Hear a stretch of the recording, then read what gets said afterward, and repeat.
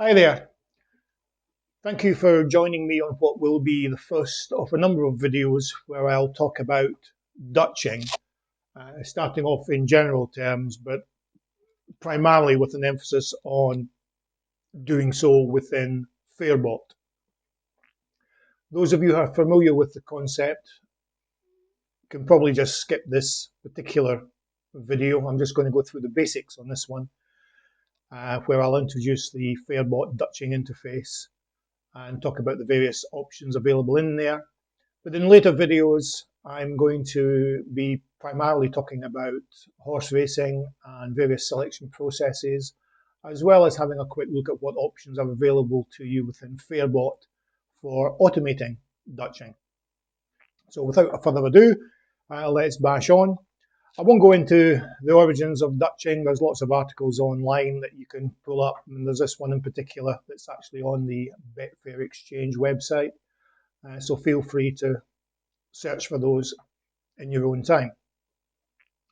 One thing I should flag up to you, however, is that although I'm going to be focusing primarily on Fairbot, you can, of course, do a Dutching within the Betfair website interface. So, for example, here's the first race today at Ferry House. You can simply select whatever runners you want. Let's just choose those three at random.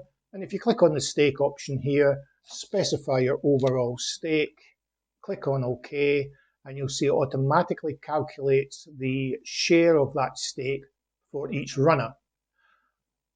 And what that does is, if we look over the what if figures, you'll see that if either any of those runners wins, you'll end up with a profit of £452. If all of them lose, you'll obviously lose your total stake. So that's the basic idea behind a Dutch. You take your overall stake, you share it across a number of selections within the event with the view of getting the same return if any of your selections wins the event. So you can clearly do that within the interface available on the Betfair Exchange website, but that's it. There's no additional functionality available to you. So we're going to concentrate on Fairbot. So we just switch back to Fairbot and the same race, same sort of thing again. We're going to look at the manual mechanism available to you. And so in any market, although I'll be focusing on horse racing, of course, you can do a Dutch on any event. Click on the back to lay option and choose Dutching back. And that will bring up this dialog box here. So we'll just move it over to the side there so we can see most of the grid. And similar to the Betfair Exchange, you can select your particular horses that you wish to Dutch, specify how much stake you wish to use, and the software will automatically calculate the stake that will be applied to each of those runners and give you the corresponding profit and loss. Now that profit and loss there is slightly different from the profit and loss here. That's simply because in the settings on the grid, I have it to set my net return after commission. So that's the only reason there's a subtle difference there. So that's essentially duplicating what I just showed you on the Betfair website. There's other options available within here. So it's worthwhile exploring this particular dialog box.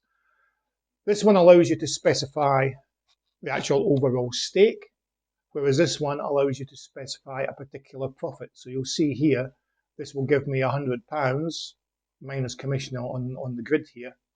And so if you use this one, you'll find that depending on which selections you choose, your liability varies. Whereas if you use this one, depending on which ones you choose, it is going to be your profit or potential profit that varies, and your liability stays the same. So depending on how you like to do your money management, you may wish to use the stake available or the required profit options. that will suit your particular way of doing things. There's another option here that allows you to specify a variable profit. So we can specify in here, say for example, I want to win, if Golf Martin wins, I want £50. And that works out the corresponding stake for £50 profit on Golf Martin, a scratch if Killer Mode wins, and a scratch if All for Rachel wins. So obviously we can change those to whatever you like. And the software will automatically work out the corresponding stakes for those slightly imbalanced returns. I must admit that's an option that I've very, very rarely used. And there's another option here where there's a variable profit where you can specify it by ratio rather than actual profit that you're looking for. Now, first of all, let me just jump to automatic ratio. So if I click on that, the ratio is actually worked out based on the book value of each runner. But if you remove that, you can actually specify your own figures in here. Okay, so you can essentially skew the Dutch to favour a particular runner. So if you've done your form analysis and you've decided that Golf Martin is the one that you really think will win, but you have a little concern about Killer Mode and All for Rachel, you can use this mechanism here to skew the returns so that you get more return on your favoured runner, which you think is going to win, in this case Golf Martin, and but do a little bit of covering on Killer Mode and All for Rachel in this case. So those are a number of options that you use. The vast majority of times, I'm guessing, you will just use stake available, which essentially, as I say, simulates what's available on the Betfair interface.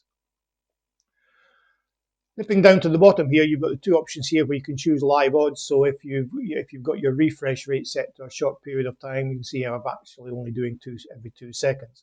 So if it's refreshing quickly, put on live odds and it'll take the live odds. But you can also adjust that. So for example, down this column here, you can specify an offset. So I might want to say, right, set up the Dutch so that I am going to Dutch my selected runners 5 ticks above the current live price. You can also go the other way and Dutch 5 ticks below the current price. Now you might think, well, why would you want to do that? Well, first of all, notice that if you put that setting in at 5 ticks below and you're Dutching, i.e. you're doing a back Dutch, what will actually happen is those Dutches, those bets will be taken at the current live price. So that's the first thing to note. So by doing this, setting it to a negative value, you're essentially increasing the likelihood of each of those components being matched within the market. And that's particularly useful if you're implementing the Dutch in a live in-play event where the market is moving very quickly. It gives it a better chance of each of those elements of your Dutch to be matched. So that's one way that you might want to think about using it. If we just set that back to 0. The other option is you can swap. So you'll see these figures here, they're based on the current back price. But if we click on the swap option, it's actually based on the current lay price. Let me just move that over a little bit. So you see it's based on the current lay price. So in essence, by choosing the swap all option, you're asking for a back price. And one final thing to note, if you click on the select all button and you have every single item selected, you'll see that the book value is exceeded. So if you were to do the sums and take these odds and convert them into probabilities, you'll find that the probability effectively exceeds 100%. And that's where bookies make their money. It's called the over round, which I'm sure you're all familiar with. Anyone who's been betting or trading for some time will be familiar with the idea of the over round. And you can see there the book value is 103% rather than 100% in a true, accurate market. So generally speaking, when you're using this Dutching tool, you cannot Dutch every runner in the field unless you ask for higher prices. So you'll see there, I've Dutched every runner for a total of £100, and if all of those bets are matched, you'll win £1.72. The other option is, if I remove that, you can obviously use the global offset, and you can increase that. So I'm looking for Dutchies on every runner, and I'll make a profit if all those bets are matched. And I've actually got some videos on trying that very technique. Sometimes it works, sometimes it doesn't. It's a bit like laying the field in actual fact. If you pick your races right, it can be very successful. Okay, so that's the basic interface of Fairbot. We'll just clear all those selections away. Now, obviously, as you'll probably understand, that if you Dutch higher odd picks, you'll end up with a bigger potential profit compared to Dutching odds that are somewhat lower.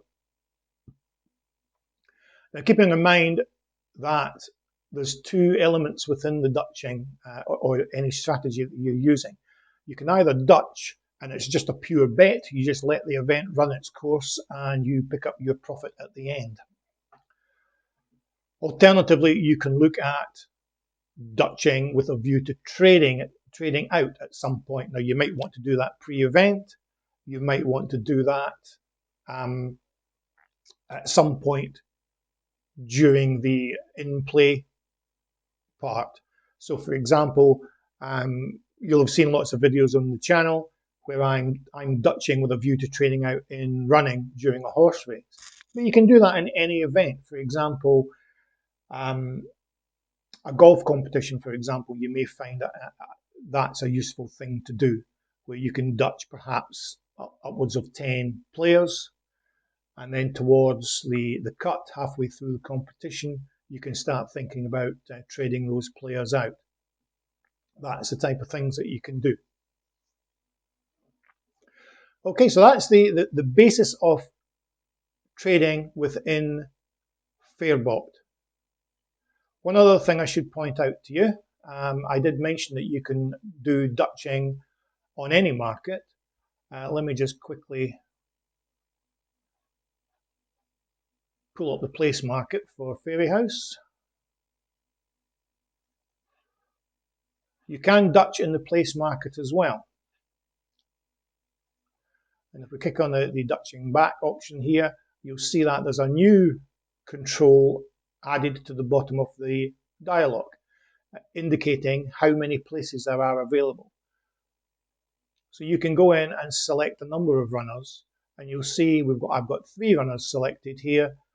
If one of those runners comes in, I win a certain amount. If 2 of them are placed, I win more, and consequently, if 3 are placed, I get my maximum profit. Obviously, if none of them are placed, I lose the stake. But that's another option that you can do. And again, you've got the same controls where you can ask for higher prices and so on. Keep in mind, however, that when a race goes in running, the place market tends to be not particularly liquid. So there's not a huge amount of money coming in, particularly in play in a horse race. So just keep that in mind if you're thinking about Dutching in the place market. Now, one other thing I'd like to flag up to you before just finishing off this little introductory video, something that you might want to be aware of. Let me just switch back to the win market. There is also another option that allows you to Dutch lay. And you can do the same thing, setting up a max liability, required profit, and so on and so forth. But if I just choose, let's just choose 2 at the top here. You'll see with a maximum liability set, we get a profit, or sorry, I beg your pardon, a profit loss of £100. That's my liability. Be careful of that, however, because if one of those isn't matched, for example, let's say I asked for lower odds on hen C. I'll pop it down to 10 to make sure it doesn't get matched. So you'll see here, my liability is still 100. Now if I just submit this, I should be in, yes, I'm in simulation mode. Click on submit. If one of these gets matched,